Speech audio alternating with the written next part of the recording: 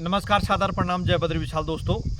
हमें कार्यालय मुख्य चिकित्सा अधिकारी चमोली की तरफ से हमें एक पत्र प्राप्त हुआ, जिसको मैं आपके समक्ष पढ़कर सुनाता हूँ। उप जिला चिकित्सालय कर्णप्रयाग में कार्यरत निम्नलिखित शिक्षा अधिकारियों माफ़ कीजिएगा, चिकित्सा अधिकारियों को तत्काल प्रभाव से अग्रिम आदेशों तक उनके नाम के सम्मुख अंकित स्थान पर कार्य करने हेतु तैनात किया जाता है। संबंधित चिकित्सकों को तत्काल उनके नवीन तैनाती स्थान हेतु कार्यमुक्त कर दिया जाता है। इनका वेतन आदि इनके मूल तैनाती स्थान से ही आहरित किया जाएगा। इसमें डॉक्टर मनोज मिश्रा है, जो उप जिला चिकित्सालय कर्णप्रयाग में तैनाती थे, और अभी नवीन तैनाती स्थान इनका जो है सामुदायिक स्वास्थ्य केंद्र थराली में हो चुका है। और डॉक्टर पिंटू सैनी है, वो भी कर्णप्रयाग में थे, जो कि प्राथमिक स्वास्थ्य केंद्र टाइप ए जसियारा में आ चुके हैं। डॉक्टर धर्मेंद्र भदोला प्राथमिक स्वास्थ्य केंद्र टाइप ए मालसी, और डॉक्टर विशाल पवार जो कर्णप्रयाग में थे, प्राथमिक स्वास्थ्य केंद्र टाइप ए KE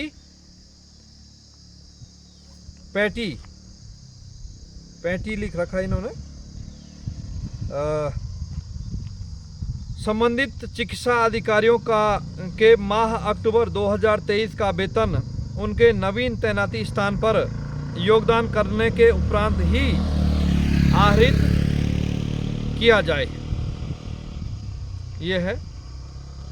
इसमें डॉक्टर राजीव कुमार शर्मा हैं, मुख्य चिकित्सा अधिकारी चमोली, और मुख्य चिकित्सा अधीक्षक उप जिला चिकित्सालय कर्णप्रयाग, अपर मुख्य चिकित्सा अधिकारी, इनको जो है ये पत्र प्राप्त हो गया होगा।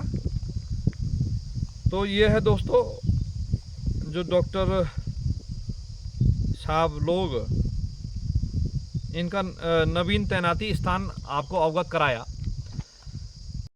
परिप्रेक्ष्य में जैसे आम लोगों का कहना है कि, और मेरा भी कहना है कि जो हमारी एक बिटिया गांधीनगर की प्रीति की मृत्यु हुई कुछ दिन पहले, तो उसकी जो जांच रिपोर्ट है, आपने देखा कि CMO महोदय ने कहा कि महानिदेशक जो है उनके समक्ष वो किया जाएगा। तो मेरा मानना ये है, और मेरी भी ये प्रश्न है कि उसकी सार्वजनिक जो जांच है उसका पता तो चलेगी किसकी कमजोरी से, किसकी गलती से ये कार्य हुआ है, तो और उसके ऊपर जो है क्या इसका एक्शन लिया जाना चाहिए, क्या कार्रवाई होनी चाहिए।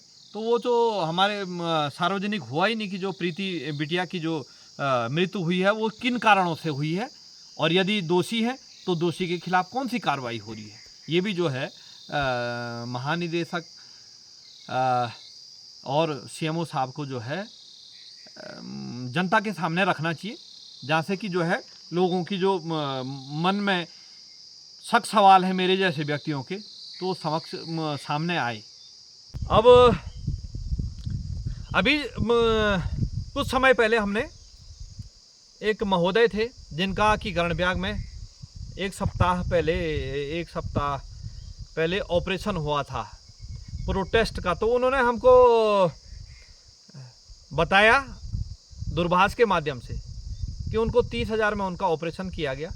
मतलब ऑपरेशन होने से पहले कहा गया कि 30,000 रुपया उनसे लिया जाएगा। वो किसी कार्यालय से, मतलब सरकारी कर्मचारी थे, सेवानिवृत्त हैं, तो उनका गोल्डन कार्ड होता है बोला। मुझे तो जानकारी नहीं थी। तो वो नहीं लगा के उनको जो है 30,000 में ये हो कि आपका ऑपरेशन होगा, और 10,000 रुपये पहले जमा करना किया, और जब ऑपरेशन हो गया तो उनका ये कहना, तब तक वो माहौल हुआ तो उनको कहा कि 8,000 रुपये दीजिए आप और चले जाइए। तो बोलने का मतलब मेरा ये है कि जैसे मैंने अपने विचार रखे समक्ष कैमरे के माननीय विधायक, माननीय उप जिला अधिकारी, माननीय सीएमओ महोदय के समक्ष। तो इसी प्रकार से उन व्यक्ति ने मुझे बताया, अवगत कराया कि ये हुआ। यदि कभी जब ज़रूरत पड़ेगी तो उनको कैमरे के सामने बतवाएंगे कि भाई बुलवाएंगे कि आपके साथ जो हुआ वो आप बताइएगा। क्योंकि मैंने देखा, हमने कल भी कहा था कि सेवा उसे कहते हैं जो निःशुल्क दिया जाता है। और आज हम जैसे लोगों ने परिभाषा बदली की है कि साहब मैंने सेना में सेवा दी है। हमने कहा हमने कोई सेवा नहीं दी है, हमने नौकरी की है। नौकरी जो हमने वहाँ समय दिया है उसके बदले हमने जो है उसका पगार लिया है, पैसा लिया है, तो वो कोई सेवा नहीं होती है। हाँ, सेवा ये है कि माना कि मैं अपने वाहन से किसी को यहाँ से किसी अन्य स्तर तक छोड़ देता हूँ और उसके बदले में उनसे कुछ नहीं लेता हूँ, उसको सेवा कहा जाएगा। यदि वो व्यक्ति मुझे रास्ते में उसके बदले भोजन करा देता है, पानी पिलवा देता है या अन्य जो भी मेरे ऊपर खर्च होते हैं, पानी खरीदा या ठंडा जो भी है, तो वो कोई सेवा नहीं है। उसके बदले जो है उसने हमें वो चीज़ मुहैया कराई। तो कुछ लोग जो है अपने अपने अनुच्छेद 19A की अभिव्यक्ति की आज़ादी अच्छी बात है, अपना पक्ष रख रहे हैं। लेकिन मेरा पक्ष तो जैसे कई लोगों ने कहा, और जब आमने सामने मिलते हैं कि हमने कहा कि हमारी यदि सर से धड़ से सर अलग भी हो जाए और हाथ चलता रहेगा, कोई लिखने के लिए बोलेगा तो हम सत्य ही लिखेंगे। हम ये दावा ठोक रहे हैं कि हम सत्य ही लिखेंगे। इसमें कोई 19-20 का जो है कोई नहीं होगा साहब। चाहे मेरे साथ जो है जो व्यवहार हुआ है, मेरे साथ जो उत्पीड़न हुआ है, मेरे साथ जो कृत्य हुआ है, उसको हम वही लिखेंगे जो सत्य है। क्योंकि एक होती है ना सर, मेरी भी एक बीमारी है, यही बीमारी समझो कि झूठ छुपाया नहीं जा सकता है। चाहे हमने कहा मेरे परिवार का सदस्य है, चाहे वो कितना करीबी मित्र है, लेकिन एक ये है कि सच को सामने लाना ही जो है सबसे बड़ी सच्चाई है मेरे दृष्टिकोण से, मेरी विचारधारा से। बोलने का अर्थ ये है, कर्णप्रयाग में जैसे आज जो उप जिला चिकित्सालय है, आज हमारे जानने वाले कई मित्र गए हैं, तो उन्होंने कहा कि महोदय वर्तमान समय में, आज के समय में कह रहा हूँ, कि कोई बालिका गई थी तो उसका आयुष्मान कार्ड भी लगा और उनका अच्छा व्यवहार था। तो अच्छे व्यवहार के लिए अच्छा ही कहेंगे। ऐसा नहीं कि मेरे माना कि मेरे उसके साथ तू मैं है और उसका अच्छा व्यवहार है, वो अच्छा जो है चिकित्सक है, तो मैं उसको बुरा बोलूं, ऐसा बिल्कुल। क्योंकि उसका पाप जो है मुझे लगेगा यदि मैं उसको जो है बरगलाने का प्रयास करूंगा, उसको घेरने का प्रयास होता है ना, जैसे कि लोग कहते हैं कि मेरे साथ नहीं बनती तो मेरे लिए बुरा है। ऐसा कदापि नहीं है। यदि वो अच्छा व्यक्ति है और उसका मेरे प्रति अच्छा व्यवहार नहीं है तो हम उसको अच्छा ही कहेंगे। जैसे कि 2-3 दिन पहले हम रुद्रप्रयाग में गए थे, कोई मित्र थे, उनको हॉस्पिटल लेके गए, तो वहाँ पे वाहन खड़ा करने की जगह नहीं है। तो हमने जो सरकारी अस्पताल है उसके बगल में पशु चिकित्सालय है, तो वहाँ पशु चिकित्सालय के जो उनका जो है कंपाउंड था, कॉम्प्लेक्स था, उसके अंदर एक वाहन की जगह खाली थी, तो हमने अपना वाहन वहाँ खड़ा कर दिया, 4 पहिया वाहन। तो कुछ देर बाद हम जैसे हॉस्पिटल से आए तो उसके आगे एक वाहन लग गया, और हमने कहा यार भाई साहब ये वाहन निकालना था। उन्होंने कहा आपने हमारे परिसर में क्यों लगाया?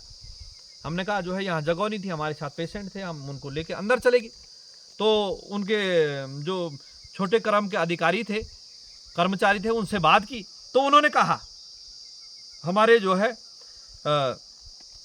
मुख्य जो पशु चिकित्सा अधिकारी है उनसे बात की। तो हम गए और हमने निवेदन किया कि सर हमारी गलती है महोदय, और देशकाल परिस्थिति कभी ऐसी भी होती है कि जो है यहाँ पे वाहन खाली था, हमारे पास जो मरीज था वो अत्यंत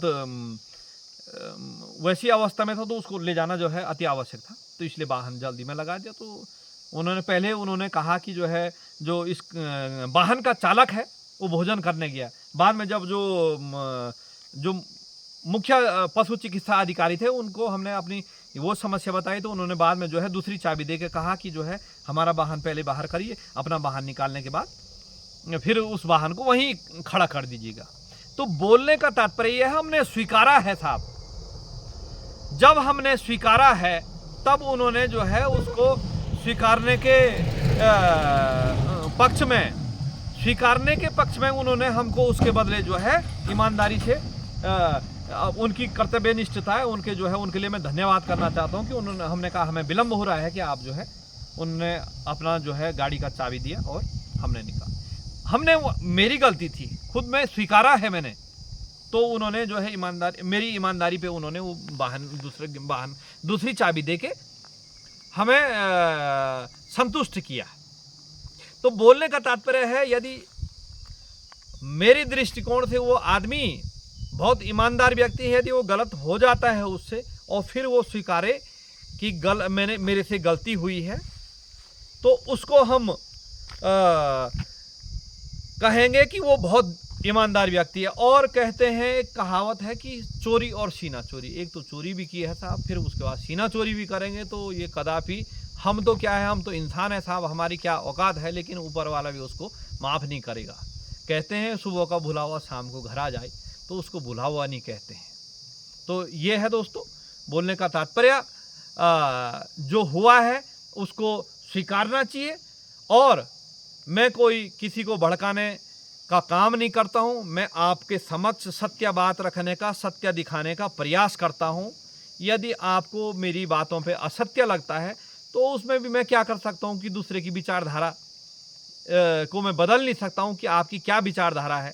हमने पहले भी कहा कि यदि एक कोई महिला जा रही है और 10 आदमी या 10 लोग, चाहे वो महिला ही हैं, तो उनको एक खड़ा करके जो है बताया जाए कि ये आपको क्या लग रही है, तो जिसकी जो विचारधारा है, मेरे जैसे व्यक्ति मुझे कहा जाए तो मैं तो कहूँगा साक्षात भगवती जा रही है, भगवती दुर्गा रूप है। तो अब अपने अपने विचार हैं, किसी को लगेगा क्या है, एक महिला ही तो जा रही है। अपने अपने नज़रिया होता है साहब देखने का, कि आपका क्या नज़रिया है, मेरा क्या नज़रिया है। हम तो यही कहते हैं कि यदि यहाँ पे किसी का 1 रुपया भी छूट रखा है तो उसका कहीं ना कहीं यदि मुझे मिल गया तो मुझे उसका कर्ज वापस लौटाना ही पड़ेगा। हमारी तो ये विचारधारा है। ना हमने कहा था कि, और आगे भी कहते रहेंगे, अभी भी कह रहे हैं, ना काँव से दोस्ती है और ना काँव से बैर, किसी के साथ हमारा बैर नहीं है। यहाँ तक कि जो इंसान तो छोड़िए, हमारा तो किसी जो है कीट पतंगे और पशुओं से भी कोई बैर नहीं होता है। यदि हमने कहा कि जो हमें नकारते हैं फिर भी हम उनका साथ देंगे, ऐसी बात नहीं है। जो हमें पसंद नहीं करते लेकिन हम उनको पसंद करते हैं कि भाई आप हमारे खिलाफ यदि मुहिम चलाते हैं, यदि जो है हमारे अहित चाहते हैं, हम उनका भी हित चाहते हैं। ये अपना विचार है, अपनी उद्देश्य है अपना। आप भला तो जग भला। हार्दिक आभार, धन्यवाद। जय बद्री विशाल, सादर प्रणाम।